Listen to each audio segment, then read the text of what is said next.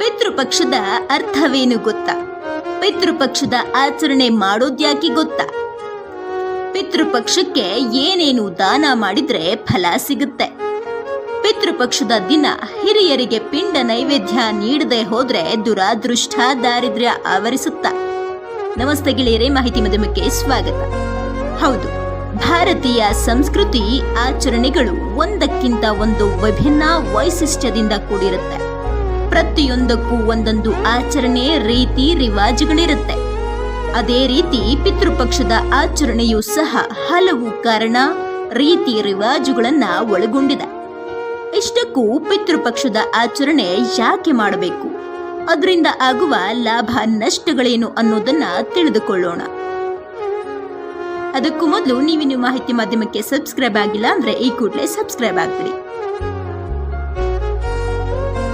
ಭಾರತೀಯ ಸಂಸ್ಕೃತಿಯಲ್ಲಿ ಶ್ರಾವಣ ಮಾಸ ಮುಗಿದು ಗೌರಿ ಗಣೇಶ ಚತುರ್ಥಿಯ ನಂತರ ಬರುವ ಹುಣ್ಣಿಮೆಯಿಂದ ಅಮಾವಾಸ್ಯೆಯವರೆಗೂ ಪಿತೃಪಕ್ಷದ ಅವಧಿ ನಡೆಯುತ್ತೆ.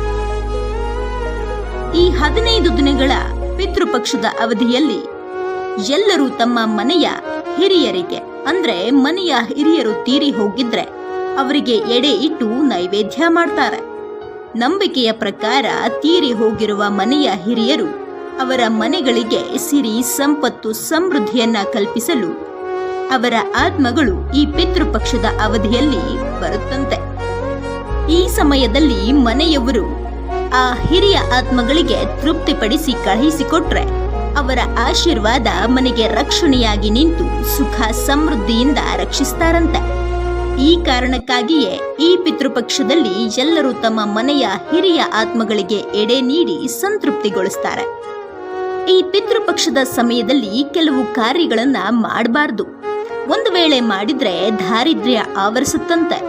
ಏನು ಆ ಕೆಲಸಗಳಂದ್ರೆ, ಯಾವುದೇ ಶುಭ ಸಮಾರಂಭಗಳನ್ನ ಆಚರಣೆ ಮಾಡಬಾರ್ದು. ಅಂದ್ರೆ ಮದುವೆ, ಗೃಹ ಪ್ರವೇಶ, ಮದುವೆಯ ಮಾತುಕತೆ, ಯಾವುದೇ ರೀತಿಯ ಶುಭ ಸಮಾರಂಭಗಳು ಆಚರಣೆ ಮಾಡಬಾರ್ದು. ಹಾಗೆ ಯಾವುದೇ ಹೊಸ ವಸ್ತುಗಳ ಖರೀದಿ ಮಾಡಬಾರ್ದು. ಬಟ್ಟೆ, ವಾಹನ, ಭೂಮಿ ಯಾವುದರ ಖರೀದಿಯೂ ಮಾಡಬಾರ್ದು. ಈ ಸಮಯದಲ್ಲಿ ನಕಾರಾತ್ಮಕ ಶಕ್ತಿ ಮತ್ತು ದುಷ್ಟ ಶಕ್ತಿಗಳ ಪ್ರಭಾವ ಜಾಸ್ತಿ ಇರುತ್ತಂತೆ.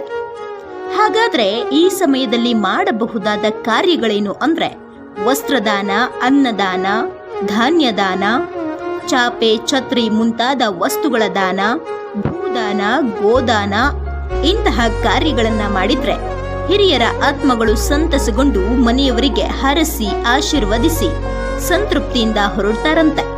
ಇದು ಪಿತೃಪಕ್ಷದ ಆಚರಣೆಯ ಹಿಂದಿರುವ ರೀತಿ ರಿವಾಜು, ನಿಯಮಗಳು. ನೀವು ಸಹ ಈ ಪಿತೃಪಕ್ಷದ ಆಚರಣೆಯನ್ನ ಸರಿಯಾದ ಕ್ರಮದಲ್ಲಿ ಆಚರಿಸಿ ಹಿರಿಯರ ಆತ್ಮಗಳಿಗೆ ಮುಕ್ತಿ ಕೊಡಿ. ಮತ್ತಷ್ಟು ಮಾಹಿತಿಗಾಗಿ ಮಾಹಿತಿ ಮಾಧ್ಯಮವನ್ನ ಸಬ್ಸ್ಕ್ರೈಬ್ ಮಾಡಿಕೊಳ್ಳಿ.